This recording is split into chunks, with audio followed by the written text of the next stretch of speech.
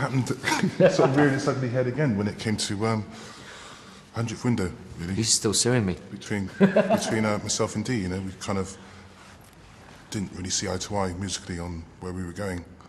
And at the time as well, I had little Ava. And like I said, I took a bit of a back seat on that album. And consequently, couple of recordings that are on the CD too. We haven't worked together, you know, since 1999 probably. You know, this next record's going to be a completely different experience again, another experiment. You know, we'll see what happens. It's going to be quite mad, you know. And you know, for the next album, I'm back in the studio working on some tracks. So I'm back now.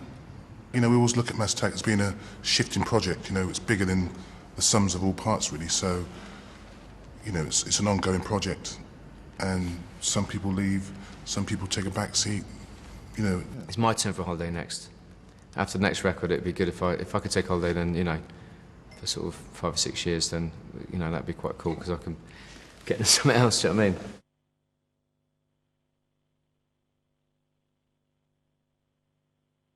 That's the problem with having a sort of control freakish personality, is that, I mean, in one hand, you know, we made it quite clear at the beginning to the record company that we wanted to take care of everything, artwork, you know, collaborate with the video makers, the photographers, everyone we work with. It has to be a bond and a friendship and a total respect thing, which, you know, to be fair, they've supported and financed, you know what I mean, and helped us do.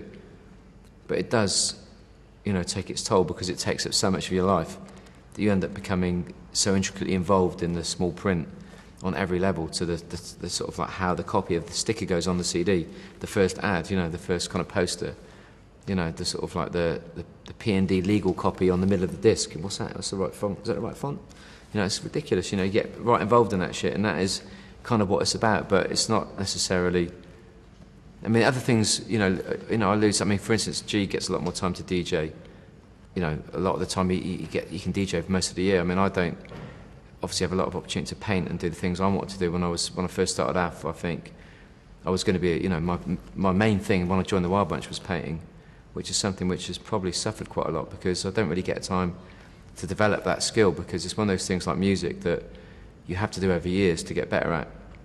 You might have imagination, you might have like talent, but you need to put the time in to do it. You can't just do it, you know, sort of in a slapdash fashion. And I think spending week after week in the studio is great for developing skills in songwriting and understanding music sonically, but it doesn't, other things get lost as well. You know, you don't have time to spend personally, you don't have time to spend doing other things you might want to do. So it's a balancing act, and it is difficult. Yeah, you could sort of say let go of the reins, not have so much control over it, and I could go and do other things. So I could work on, you know, some film score stuff and some painting stuff, and then G could sort of spend, you know, take the mantle.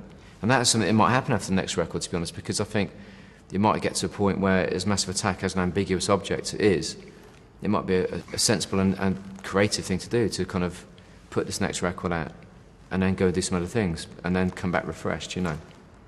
It depends how long you want to do this shit for, really. You know, it's kind of, you get to an age you think, well, do you want to go out touring? Is that relevant to do that, you know, as a person? Are you sure that's what you feel obliged to do? Or do you want to do something different, you know, something where you feel that you're being more kind of constructive and offering more in other ways?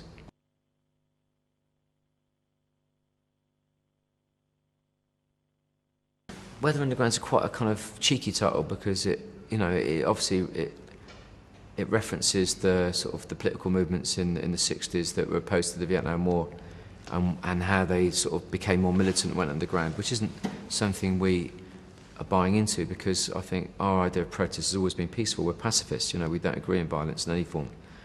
At the same time, it's a reference to the continual idea of trying to promote the politicisation of the youth, to stay in touch and stay informed and be involved, you know what I mean? And at the same time, it is a reference to sort of the idea of being underground and sort of having your backs against the wall and trying to put, you know, and how you deal with adversity. I think all those things are kind of really important, you know, about life now.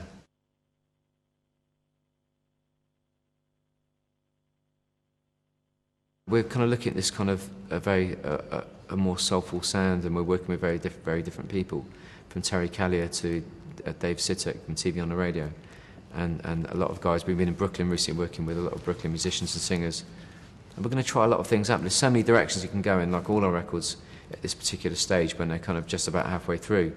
You're not sure which way you want to go. It's like the blue pill or the red pill in the Matrix. You're not completely convinced yet. You know, you're going to try everything out, and it will start to become obvious where you want to go, you know.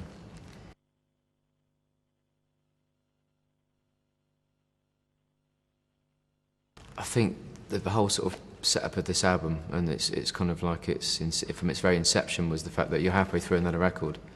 If you want to do this now, it's going to, like I say, give you that freedom to go and continue to make this record without the sort of pressure that might come later when you say, okay, we're going to give you a record which isn't commercial, we're going to give you a record which has no singles, plus we want to do 3 or 4 great videos.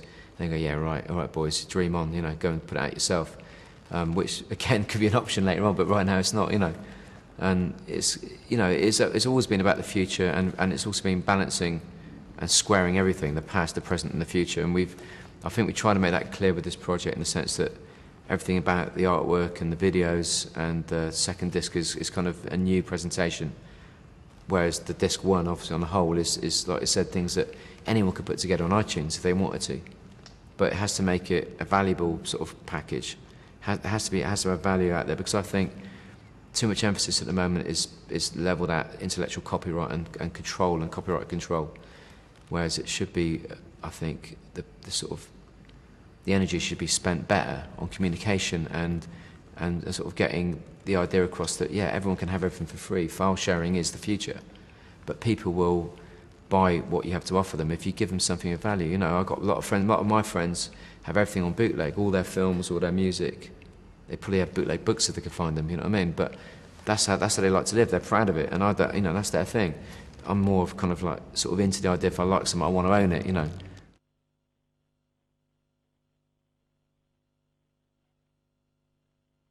Well, there's obviously built up frustrations over the years that we have, you know, and sometimes they do come out at the wrong times.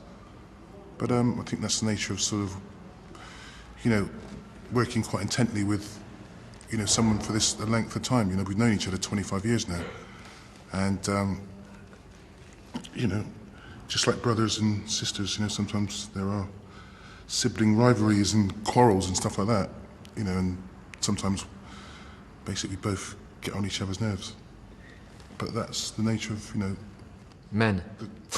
Men, but also, you know, creative people together with, you know, combined with egos and stuff like that. You know, sometimes you do get a clash, you know.